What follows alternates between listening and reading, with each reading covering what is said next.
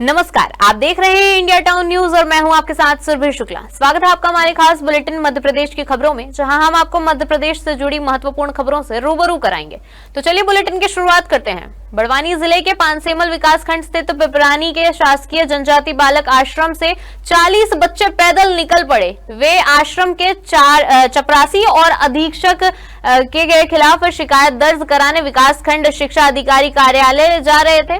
छात्रों ने आरोप लगाया कि चपरासी और अधीक्षक उनके साथ दुर्व्यवहार करते हैं, अभद्र भाषा का प्रयोग करते हैं और गाली गलौज भी करते हैं।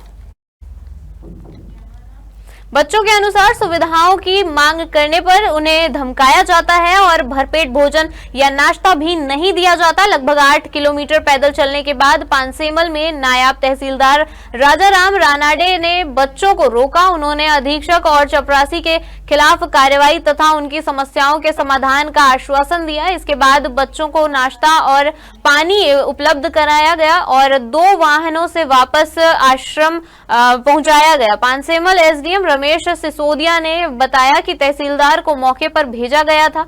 बच्चों ने वार्डन द्वारा अपशब्द कहे जाने की शिकायत की थी। एसडीएम ने बताया कि तहसीलदार द्वारा मामले की जांच की जाएगी। पिपराली हॉस्टल में लगभग 50 बच्चे दर्ज हैं। उसमें से कक्षा 1 से 8वीं तक के बच्चे पंजीकृत होकर वहाँ आश्रम में निवासी थे। बच्चों की कुछ समस्या थी, जिसको लेकर सुबह का नाश्ता करने के बाद सुबह 7:30-8 बजे के लगभग वो पैदल पानसेमल के लिए निकल रहे। वो लगभग 6-7 किलोमीटर पैदल होते हुए पानसेमल तक आ गए थे। खड़की रोड पर हमारी बात हुई, हम लोगों ने समझाई दी। उसके बाद वापस हम लोग उनको हॉस्टल में लेके गए। इंदौर की राव थाना पुलिस ने देर रात गश्त के दौरान 3 ऐसे युवकों को गिरफ्तार किया है जो इंस्टाग्राम के माध्यम से हथियार खरीदने के बाद इंदौर पहुंचे थे। इन युवकों से 4 पिस्टल और मैगजीन बरामद की गई है।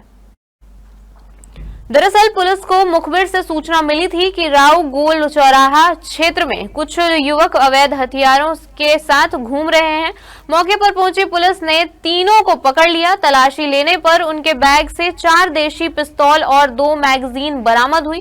गिरफ्तार आरोपी हरियाणा और दिल्ली निवासी सुमित बरवाला, अमन सेरावत और विक्रम सिंह है। पुलिस ने तीनों के खिलाफ आर्म्स एक्ट के तहत प्रकरण दर्ज कर लिया है और हथियारों की सप्लाई चेन को खंगालने में जुटी हुई है। दिल्ली तस्करी करने ले जा रहे थे, तो इसी सूचना पर से जो पपाया ट्री होटल है वहां पे नाकाबंदी की गई और जिस बस में वो ट्रेवल कर रहे थे उस बस को रोका गया। और जब उन तीनों के बैग्स चेक किए गए तो उसमें से हमें 4 देसी पिस्टल और 2 मैगजीन बरामद हुई। जब उनसे पूछताछ की गई तो उनने ये बताया कि वो एक इंस्टाग्राम की आईडी थी बिंदर पाजी के नाम से। उस आईडी के थ्रू किसी खरगोन के सिकलीगर से संपर्क में आए थे और उनने हथियार खरीद फरोख्त को लेकर उनकी बातचीत हुई। इसमें जो आरोपी हैं वो सुमित और विक्रम जो है हिसार हरियाणा के रहने वाले हैं और जो अमन है वो दिल्ली का रहने वाला है। ये पहले दिल्ली से होते हुए उज्जैन आए, उज्जैन से इंदौर और इंदौर से खरगोन गए। खरगोन के सिग्नौर गांव में इनने सिकलीगर से डील किया और जो है 4 पिस्टल और 2 मैगजीन खरीद के दिल्ली जा रहे थे। जब इनसे पूछताछ की गई कि क्या उसका एंड यूज था तो इन्होंने बताया कि हम अपने प्रयोग के लिए इसको और अपनी ख्याति बढ़ाने के लिए हमने खरीदी थी। इसमें जो है तीनों को गिरफ्तार किया गया और इसमें से एक आरोपी के पहले भी आर्म्स एक्ट के प्रकरण है। अभी तीनों को जो है कोर्ट में पेश किया जा रहा है और इसमें पुलिस रिमांड ली जाएगी। बड़वानी का मुख्य बस स्टैंड अव्यवस्थाओं का अड्डा बन चुका है। गंदगी, टूटी नालियां, बंद पड़े पंखे, अंधेरा और शौचालय की बदहाली के बीच यात्रियों को परेशानियों का सामना करना पड़ रहा है। बस स्टैंड की सफाई व्यवस्था पूरी तरह से ठप हो चुकी है। नालियां लंबे समय से चोक होने से बदबू फैल रही है और यात्रियों का खड़ा तक होना वहां पे मुश्किल हो रहा है। प्रतीक्षालय के पंखे बंद पड़े हैं और रात को प्रकाश व्यवस्था न होने से सुरक्षा को लेकर सवाल खड़े हो रहे हैं। शौचालयों की हालत बेहद दयनीय है। टूट फूट, गंदगी और पानी की कमी के चलते यात्री उनका उपयोग नहीं कर पा रहे हैं। वहीं पार्किंग व्यवस्था पूरी तरह से ध्वस्त है। बस और निजी वाहन मनमर्जी से पार्क किए जाने के कारण रोज जाम लगता है। मार्ग अवरुद्ध होने से नर्मदा परिक्रमा मार्ग पर भी यात्री और स्थानीय लोग परेशानी का सामना कर रहे हैं। नगर पालिका अध्यक्ष प्रतिनिधि निक्कू चौहान ने कहा कि जल्द ही व्यवस्था का दुरुस्त की जाएगी। बस स्टैंड पे पहली बार यहाँ नाली है जो भी बहुत खराब है, और रहे पंखे जो है बंद है, और यहाँ की पार्किंग व्यवस्था पूरी सही नहीं है, और यहाँ कोई देखने आता ही नहीं है, और लेट बात जो हैगी वो भी खराब है, टूटी फूटी है। यहाँ पे कोई इसका ध्यान ही नहीं दे रहे। बड़वानी बस स्टैंड को एक सुधार लाना चाहिए, जो कि अब हमारे यहाँ का प्रतीकशाला है, और बहुत ही दिक्कत होती है। यहाँ पे जो परेशानी आती है, रात में जो रुकते हैं तो रेन बसेरे वाले भी उनको सही सोने नहीं देते हैं, उनको भगाते हैं, उनके आधार कार्ड वगैरह भी रहते हैं, उसके बाद भी वो अंदर लेते ही नहीं। एक महीने से लोग पड़े ले हैं वहाँ पे, जिनको रूम दे के पैसे से देते हैं रूम। बहुत ही दिक्कत होती है यहाँ पे। हमने देखा कुत्ते सो रहे थे क्या है? हाँ, कुत्ते तो दिन भर सोते हैं, आदमी भी सोते हैं, कुत्ते भी सोते हैं। जिनको जाना चाहिए वो लोग बैठ नहीं पाते, उनके वजह से जानवर ज्यादा घूम रहे हैं। प्लस यहाँ पार्किंग व्यवस्था पूरी सही नहीं है। बहुत ही हालत खराब है यहाँ की। तो क्या क्या समस्या है? यहाँ बहुत गंदगी बहुत है, फिर यहाँ पे प्याऊ नहीं है, शौचालय में गंदगी बहुत है, रात में भी पूरी लाइट बंद रहती है, बहुत जगह जगह कचरा पड़ा हुआ है यहाँ पे। बहुत परेशानी है यहाँ पे। सामाजिक तत्व हाँ, रात को बहुत परेशान करते हैं पैसेंजर को। कब से देख रहे हैं आप ये चीजें? मेरे को 8 साल हो गया देखते देखते। क्या चाहते हैं, क्या होना चाहिए? सफाई चाहते हैं, और क्या सफाई हो जाए, और क्या यही बात चाहते हैं हम कि कम से कम साफ सफाई तो रहे। बाहर से पैसेंजर आते हैं, बैठने की जगह नहीं है यहाँ पे, सामने धर्मशाला में बैठने की जगह नहीं है प्रतीक्षालय में। बुरहानपुर जिले की आदिवासी बहुल खकनार तहसील के पांगरी गांव में पांगरी बांध परियोजना एक बार फिर सुर्खियों में है। पिछले 3 सालों से किसान मुआवजा बढ़ाने की मांग को लेकर लगातार आंदोलन कर रहे हैं। धरना रैलियां और प्रदर्शन कर किसानों ने अपनी बात सरकार तक पहुंचाने की कोशिश की, लेकिन बात न बनने पर इस बार उन्होंने टोना टोटका का सहारा लिया। दरअसल किसानों ने टोना टोटका का सहारा लेकर अपना आक्रोश जताना शुरू किया है, जो अब इलाके में चर्चा का बड़ा विषय बन गया है। सैकड़ों किसान एकजुट होकर टोटकों और अनुष्ठानों के माध्यम से प्रशासन के खिलाफ प्रतीकात्मक विरोध कर रहे हैं। किसानों का कहना है कि पांगरी बांध परियोजना में नियमों की अनदेखी की गई है। प्रभावित किसानों को न तो पर्याप्त मुआवजा मिला है और न ही सही ढंग से भूमि अधिग्रहण की जानकारी दी गई है। किसानों का कहना है कि बार बार गुहार लगाने के बाद भी उनकी बात नहीं सुनी जा रही है। उन्होंने चेतावनी दी है कि अगर सरकार ने जल्द ही मनमानी बंद नहीं की तो वह उग्र आंदोलन करेंगे। ये काला जादू आंदोलन था। काला जादू आंदोलन में ओम फट स्वार करके किसानों ने बोला, ये महाराज जी उपस्थित रहे, वो डैम बना दिया। तो इसी प्रकार शासन हमारे से सभी किसानों के साथ ऐसा कर रहे हैं कि उन्होंने अभी जो नोटिफिकेशन जारी करा है कि अभी भाई डैम हम स्टार्ट कर रहे हैं, बनाना चालू कर, जबकि ये 29 मार्च 2025 को दिन शनिवार के दिन ये डैम का कार्य स्टार्ट किया शासन द्वारा, और सूर्य ग्रहण का दिन था। तो ये सारी चीज़ें हैं, पर अभी किसानों को ऐसा गुमराह किया जा रहा है। उनका नोटिफिकेशन जारी हुआ है, उनका कहना है कि अभी हमने डैम का काम स्टार्ट किया है, जबकि डैम 29 मार्च को कंप्लीट स्टार्ट हुआ है। देखिए, अभी जो एसडीएम साहब का जो लेटर आया हुआ है उसमें 26/11 का नोटिफिकेशन है धारा 11 की। धारा 11 का अर्थ होता है प्रारंभिक अधिसूचना, मतलब अभी सरकार शुरुआत कर रही है इस पूरी प्रक्रिया की, जबकि यहाँ पे डैम बनकर के तैयार है जी। तो सरकार, एक तो सरकार को पता नहीं कि डैम हम लोगों ने जादू से बनाया किसानों ने, या फिर सरकार को पता होने के बावजूद सरकार नासमझ बन करके उपेक्षापूर्ण बर्ताव कर रही है। जबकि इस कानून का नाम ही है कि उचित मुआवजा पारदर्शिता, ट्रांसपेरेंसी, और ट्रांसपेरेंसी नाम की कोई चीज़ नहीं दिखाई दे रही। अगर इसी तरह सरकार का रवैया रहा तो ये मान के चलिए कि एक बहुत बड़ा आंदोलन खड़ा होगा और पूरे मध्य प्रदेश में इसकी आग लगेगी जी। हम कोई भी किसी भी प्रकार से हम लोग आंदोलन में हम लोग आक्रामक नहीं रहते हैं, हम लोग शांतिपूर्ण तरीके से आंदोलन करते हैं, सत्याग्रह करते हैं। हम सत्य के प्रति आग्रह करते हैं और शांतिपूर्ण तरीके से करते हैं।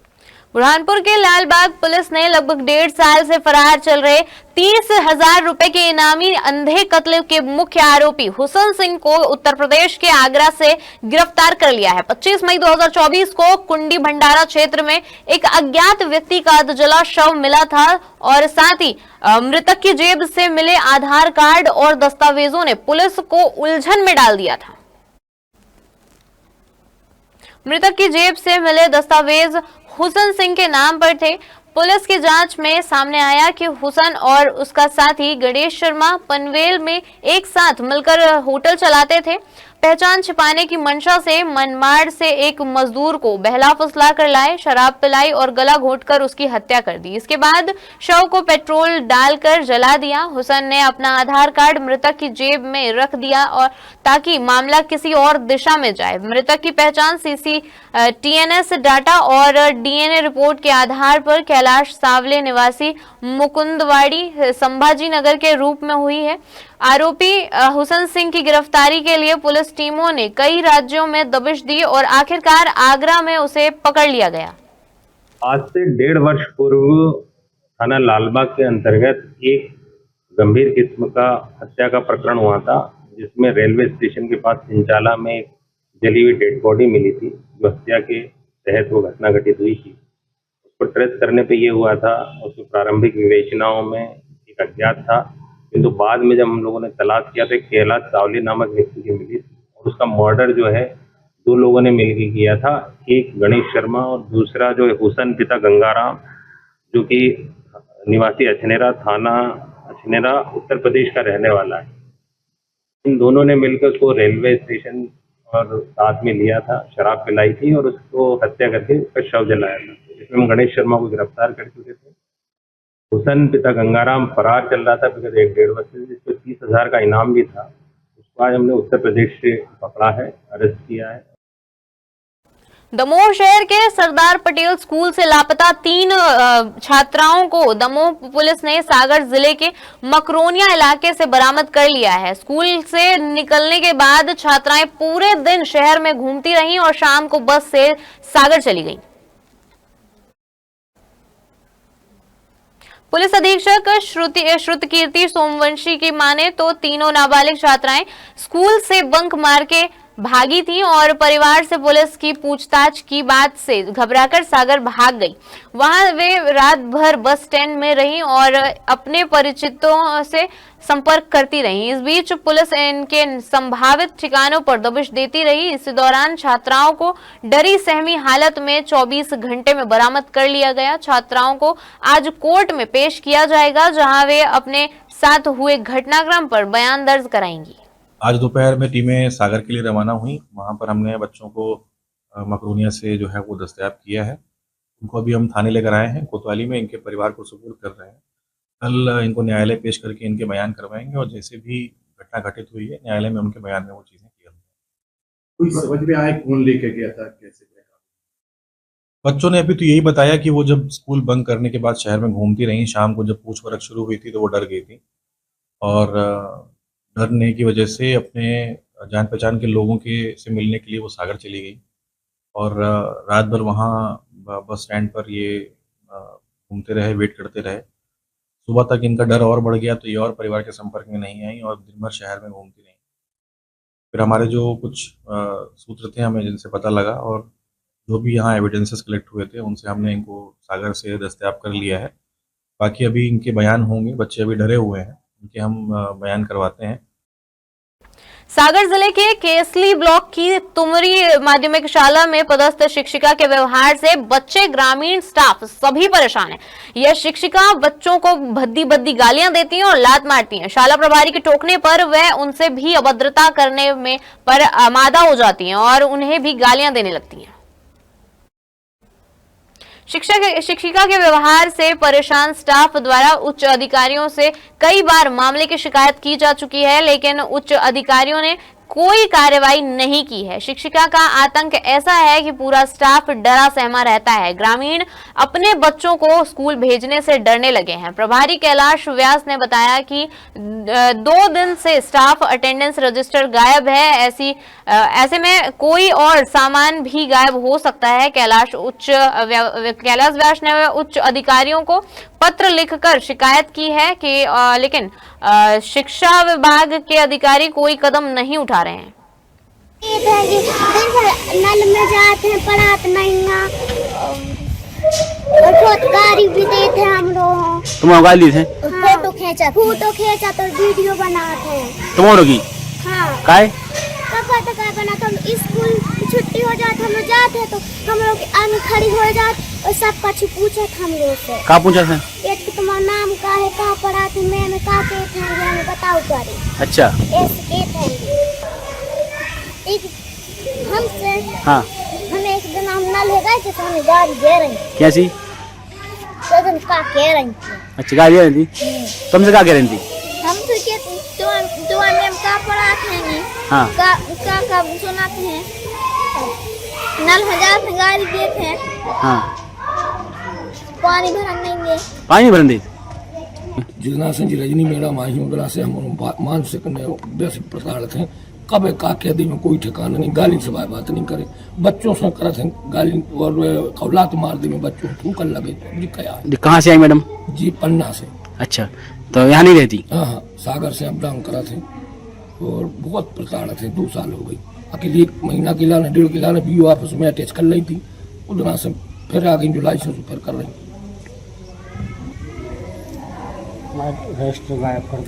रजिस्टर हमारा जो कागज जो चाहे कछु भी ले जाते तो परसों से हमारा रजिस्टर बोले शिक्षक उपस्थिति रजिस्टर पता ही नहीं है कहाँ है। मैडम है और ये खुशबू तो अपनी पढ़ा रही थी, जी मैडम ही हो रही थी। भीतर बच्चों ने कही कि जी मैडम आती हमारे कक्ष में और अब इन्हीं की खुद ही फिर कहाँ चलो पता नहीं।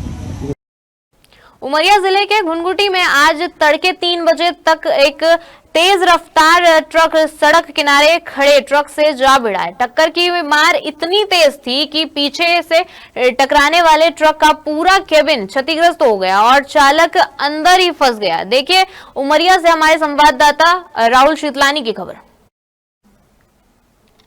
हादसा होते ही आसपास के लोग और पुलिस के जवान मौके पर पहुंच गए, लेकिन रेस्क्यू के लिए भारी मशीन देर से पहुंचने के कारण राहत एवं बचाव कार्य में काफी समय लग गया। घंटों कोशिश के बावजूद केबिन में फंसे चालक को बाहर नहीं निकाला जा सका। चालक की पहचान उत्तर प्रदेश के मिर्जापुर निवासी अर्जुन यादव के रूप में हुई है। पुलिस और बचाव दल जेसीबी की मदद से ढांचा काटने की कोशिश करते रहे, लेकिन ट्रक के केबिन के पूरी तरह से क्षतिग्रस्त हो जाने के कारण रेस्क्यू में काफी मुश्किलों का सामना करना पड़ा। तब कटर मशीन और भारी क्रेन मंगाई गई। घटनास्थल पर पुलिस बल और 108 एम्बुलेंस तैनात है। स्थानीय लोग देर से शुरू हुई कार्रवाई पर नाराजगी जता रहे हैं। बुरहानपुर जिले में रविवार की शाम जिले के प्रसिद्ध झांझर डैम के किनारे एक बेहद खास महफिल सजी। करीब 25 साल बाद पुराने दोस्तों का यह मिलन देखने लायक था। साथ ही वर्षों के फासले और व्यस्तताओं के बाद जब ये पुराने यार एक जगह इकट्ठा हुए तो माहौल अपने आप ही खुशियों से भर उठा। डैम की ठंडी हवाओं के बीच जैसे ही पहला दोस्त पहुंचा, बाकी सब उसे देखकर उत्साह से उछल पड़े। एक एक कर सभी दोस्तों ने एक दूसरे को गले लगाया। पुराने दिनों की यादें ताजा हो गई। किसी ने स्कूल के किस्से सुनाए तो किसी ने अपनी शरारतों का जिक्र किया। हंसी ठहाकों से डैम का सन्नाटा टूट गया और पल भर में माहौल पूरी तरह जीवंत हो गया। दोस्तों ने साथ बैठकर चाय की चुस्कियां ली। संगीत की स्वर लहरियों के बीच सभी ने पुराने पसंदीदा गाने गुनगुनाए। कई ने मोबाइल में उस सुनहरे पल को कैद भी किया। आदिवासी हो, पाटिल समाज हो, उच्च समाज हो, ब्राह्मण समाज हो, हम जो दोस्त थे, हम 11 स्टार क्रिकेट क्लब थे और जो 11 लोग थे वो 11 जाति के लोग थे और अभी तक हमारा जो प्रेम है ये 25 सालों तक जिंदा है। उसकी सबसे बड़ी मिसाल और सदी जिंदा रहेगा कि सालों तक ये जिंदा रहेगा और ये जो जाति के नाम पे जो भेदभाव कर रहे हैं लोग, वो ये जो है गलत है, इंसानियत के लिए, मानवता के लिए होना चाहिए। बिल्कुल घातक है, घातक। सर ये चीज़ें लुप्त होते जा रही हैं, ये सिर्फ गांव में ही हैं, अगर ये शहर में भी हो जाए तो बहुत अच्छी बात है। देखा गया है कि लोग जहाँ शादी हो जाती है तो पति पत्नी और अपने बच्चे और परिवार को छोड़ देते, लेकिन आप मित्र के लिए इतने दूर से आए। नहीं सर, हमारी मित्रता तो बनी रहेगी, हम तो जब तक जिएंगे तब तक हमारी मित्रता। क्या मिसाल देना चाहते हैं जनता को? मित्रता हम बोलते हैं कि बस दोस्तों के लिए जियो।